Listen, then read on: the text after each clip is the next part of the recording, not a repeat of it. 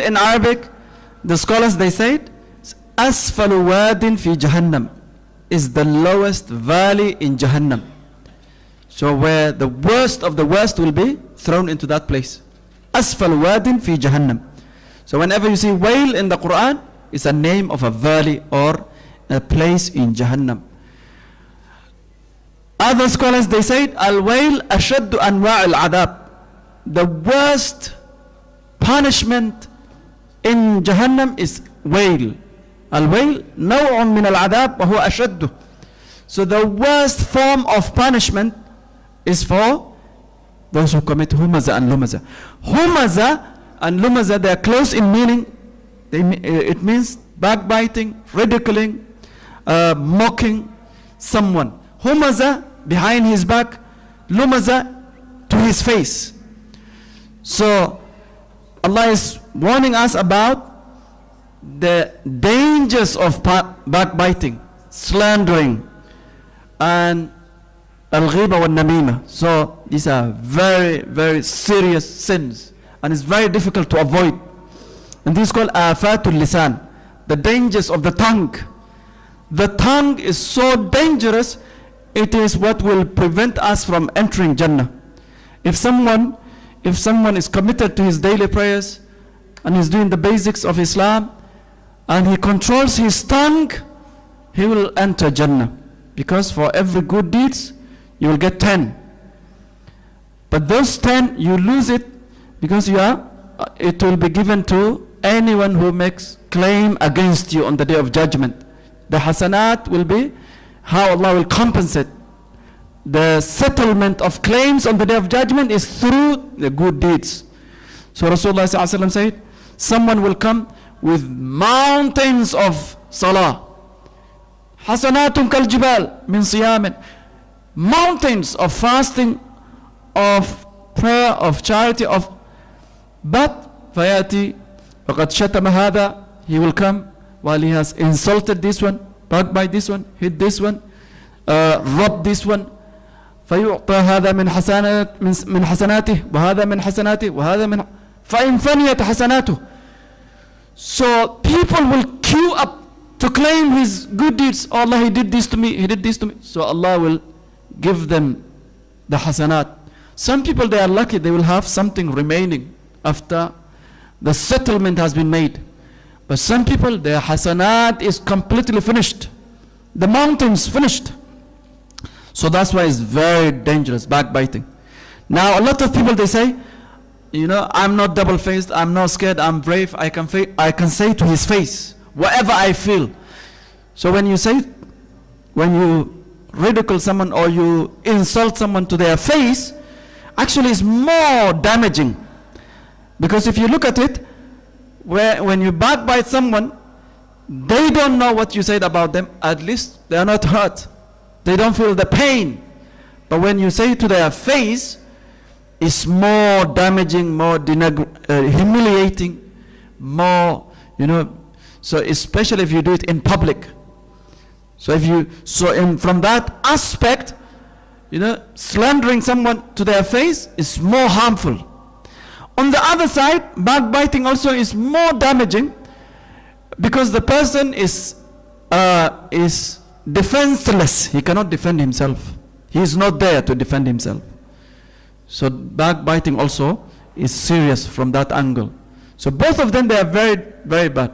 Rasulullah ﷺ on the night of Laylatul Mi'raj, he saw different people going through different punishment in the Adab al-Qabr. He saw human beings with long nails, min nuhas, from metals, from copper, and they are scratching, yakhmishuna wujuhahum wa sudurahum. He said, they're scratching their face and their chest, and they're bleeding.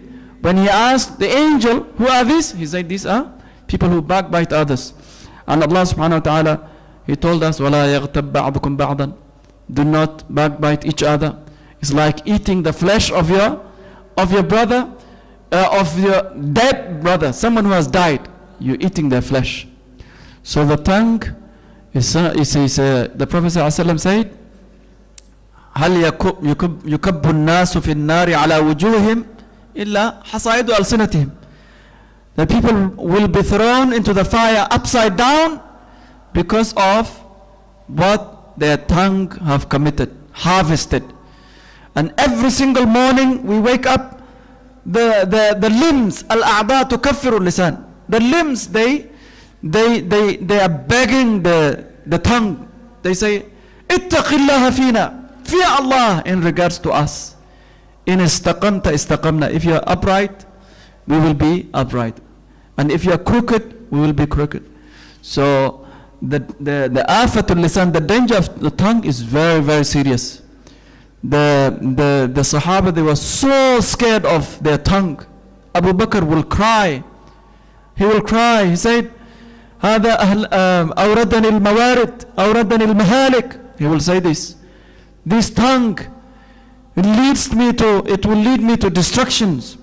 And Sayyidina Umar used to cry. Sayyidina Ibn Abbas, he will say to his tongue, Ya waylak, if you say something good, taghnam.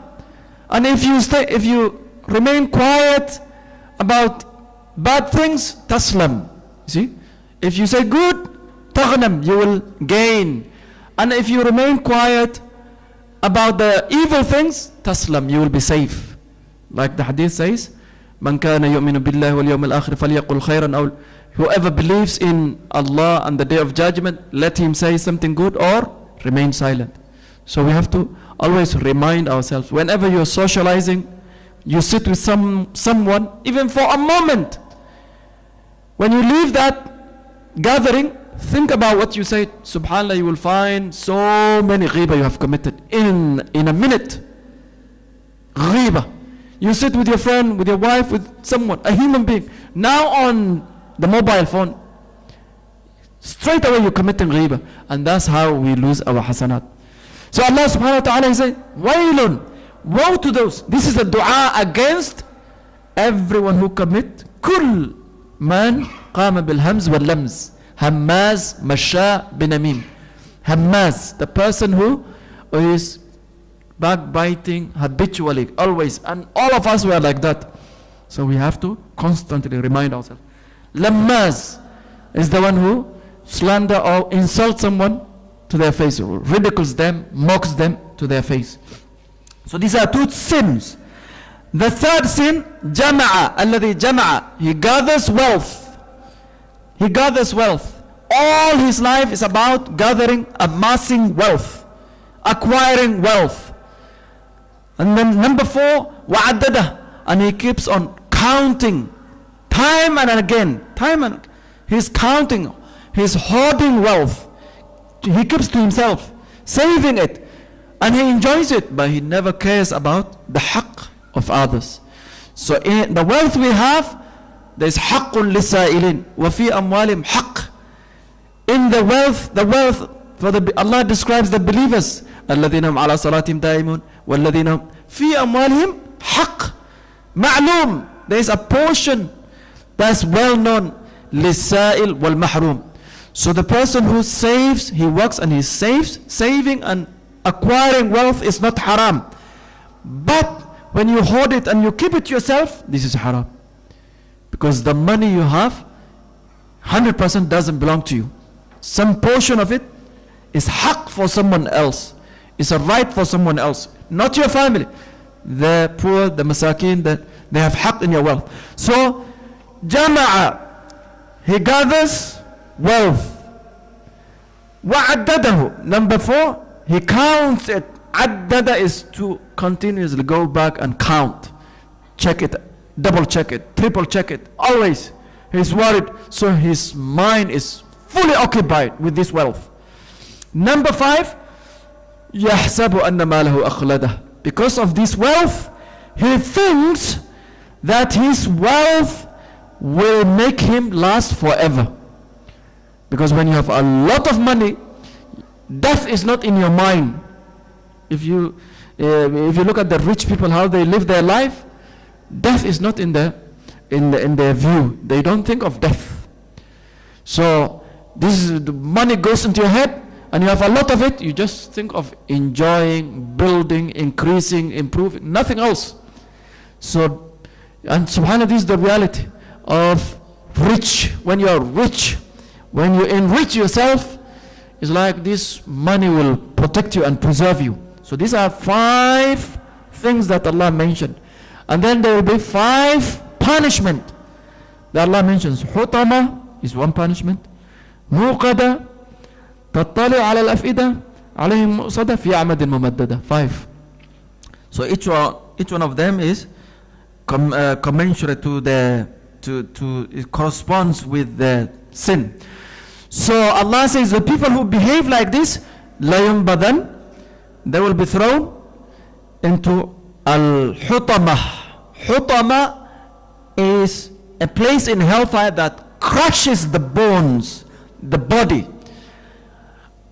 Al-hutam in Arabic, when there's a plane crash, when there's a crash, we say hutamu ta'ira. Hutam. When there's an earthquake, you have hutam everywhere. You have the debris of everything. So hutama, tahtim. So it crushes the bones. Al-hutama, they will be thrown into that hutama. Wama adraka is a question. What do you know about hutama? What will make you know what hutama is? So Allah explains, is narullah, is the fire of Allah. Allah is the one who made it, muqada, and He is the one who lit this fire, set this fire, kindles this fire. Muqada. Allah Himself is the one who created, and He is the one who set the fire, who kindles the fire. Narullah al-muqada. And it's so powerful, so strong, this fire, tattali'u ala al-afida, it penetrates inside the heart, afida. So the person is alive, is crushed, and the fire will go beyond the physical body and it goes inside. Tattali'u, it goes inside, it pierces the heart. Tattali'u ala al-afida. Innaha alayhim mu'sada. So it will be closed over. Mu'sada is to close. At least a mu'sada. So the fire is closed upon them. Fi amadin or fi umadin mumaddada. Umad, al-umad is the pillars. So columns. Mumaddada, that's outstretched. So it's like a prison. It's like a torture chamber that Allah created. So they are inside these columns, these pillars, just like imagine a prison. On the gate, there are pillars. So they are inside there, and the fire is enclosed on them, and they are punished. They cannot, there's no escape. There's no way to get out. So in this surah, the lesson we learn from this, ayyuhal ikhwa, is that the lesson we learn from this, it is from the characteristics of the disbelievers, the deviant, the hypocrite, to make fun of people. Is not the behavior of a Muslim.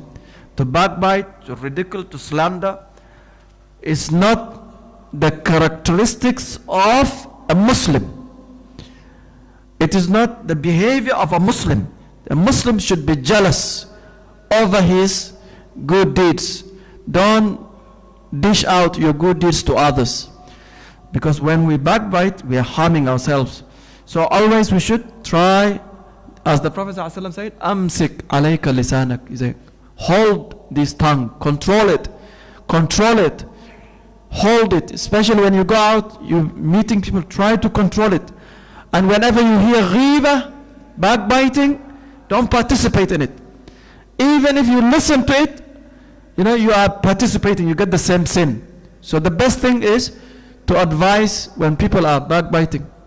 You advise them, with wisdom. If they are older than you, if they are your parent, advise them with kindness. Try to change the subject. Remind them. If you can't do that, the next thing is to defend the person. You say, I know that, brother, what you're saying is wrong. You defend them. If you cannot do that, then you leave that gathering, that meeting. So the more we talk, the more we destroy ourselves. And the Prophet ﷺ said, the women are majority of the people of hellfire. And there are many reasons. One of them is because they talk more than men. So the women, they talk more than men. So the more we open our mouth, the more we destroy ourselves. This tongue is a double-edged knife that's in our tongue. It can cut both ways. So we need to always remember the dangers of the tongue. And number two, the people whom Allah described, they love wealth so much that they are obsessed with it, to the extent of counting and checking and going. And because of this wealth, they think it can guarantee them immortality. They are immortal. And this is the nature of human being. When you have a lot of money, you think you are immortal. Even if you know you are going to die, but subhanallah, it's not in front of you. Death is not in front of you. When you're poor, when you are sick, you think of death. But the more wealth you have, the less you think about death. The more health you have, the less you think about death. And wealth will not benefit its owners, the people who have the wealth, because when we die, we leave it for others. And the punishment on the day of judgment is unbearable. So inshallah we should prepare ourselves for that day. Now Surah Al-Fil and Surah Al-Quraysh, they are one surah in terms of meaning and relationship. And in some masahif, there is no Bismillah between them. So Surah Al-Fil, I'm sure we all know the story of the elephant, the year of the elephant. So these two surahs, they talk about that story. And the year of the elephant is the year our Prophet ﷺ was born. So that year, Allah subhanahu wa ta'ala, He honored Rasulullah ﷺ because of this incident. So what happened was that in Yemen, there was a governor from Habasha, from Ethiopia. So Habasha at that time was an empire. So there were three empires: the Roman Empire, the Persian Empire, and there was the Abyssinian Empire, Habasha. So they had a governor in Yemen who ruled Yemen on behalf of the king in Ethiopia. So he saw the Arabs, the tribes, every year they go to Hajj, they move to Mecca, they spend a lot of money, because the Arabs, they had some remnants of the religion of Nabi Ibrahim alayhi salam. They used to do Hajj regularly while they worshipping idols. So he asked them, and then they told him, we have Kaaba over there, a holy place, a sanctuary, sacred holy house. So what he did, he built a cathedral in Yemen, in Sana'a. Very beautiful, luxurious, magnificent building in Sana'a. So he told the Arab tribes to make pilgrimage to this cathedral, to this church. So the Arabs, they didn't like the idea. They cannot face him, they cannot fight him. So some scholars, they said there was a fire in the church and it was burnt down. And so he said, you did this to my house, I'm going to destroy your house in Mecca. So he prepared a huge army, and they had more than 35,000 elephant. Elephant at that time is the biggest bulldozer. If you want to destroy something, you use elephant. So this Al-Fil is the elephant. So he marched on all the way to Mecca. When he arrived, he called Abdul Muttalib, the chief of Mecca. He said, I'm not here to fight your people. I'm here to destroy that house and leave. Abdul Muttalib said, Inna lil bayti rabba. This house has a master, has someone who owns it. You can do whatever you want.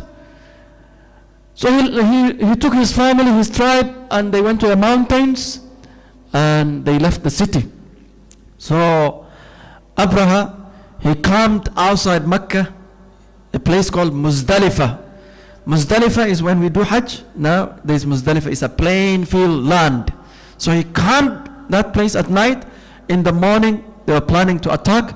So when they woke up and they tried to move the elephant towards the city, the elephant will not move. So they're striking it, they're whipping it, they're trying to move it, but it refused. So as they were trying to move it back and forth, trying to move forward, Allah sent birds, flock of birds, طيرا أبابيل ترميهم, throwing pebbles over their head. And these pebbles min sijjin, hijara min sijjin. They are hot. These are baked clay, very hot. So they drop, each bird drops 3 stones, 3 pebbles. And when it touches the body, ka'asfin ma'akul, the whole body will disintegrate immediately, melt away. It's just like they're blown up. The body is falling apart. Ka'asfin ma'akul. They were reduced to ka'asfin ma'akul, like when animals eat grass, the leftover is everywhere. This is ka'asfin ma'akul. So the army was destroyed. Because of this incident, Quraysh, they became holy. They became men of God, as they say. So Quraysh, the people of Mecca, they became the most prestigious people on earth. Everyone in that region respected them. They are holy men. They cannot be touched. You cannot violate them. They could travel left and right, summer and winter. رحلة الشتاء وصيف. So Allah said, I did this to the people of the elephant, لإيلاف قريش. So it's for the security, for the unity, for the prosperity of the people of Mecca. Quraysh became, people respected them so much. Nobody can touch them because everyone thinks these are the people of the Holy Land. They are protected. The birds will kill you because the story became so widespread. That's why Allah said, Alam tara, have you not heard? Have you not seen? Have you not witnessed? So the story became famous. Now, this story happened 50 years before Rasulullah the year Rasulullah was born. So it was like a miracle. In Arabic we call irhasat. Irhasat Mawlid al-Nabi sallallahu alaihi wasallam. These are like a miracle that Allah subhanahu wa ta'ala honored his messenger. So the Quraysh, they could not defend the city. Allah did this for them. So therefore Allah is saying to them, I did this لِإِلَافِ Quraysh, for the prosperity, for the unity of Quraysh. And because of this prosperity, because of this respect, because of the love people had for them, they got security, they got supply of food, they got amn wa ta'am. Al-amn wa ta'am, this is the asasiyat, the fundamentals of life. آمنهم من خوف. So these two surahs, you see how they are related. It's one subject. Sayyidina Umar, he used to read them together without Bismillah. So Allah said, Alam tara means, have you not seen or heard or considered كيف فعل, how your Lord dealt with the people of Al-Fil, the elephant?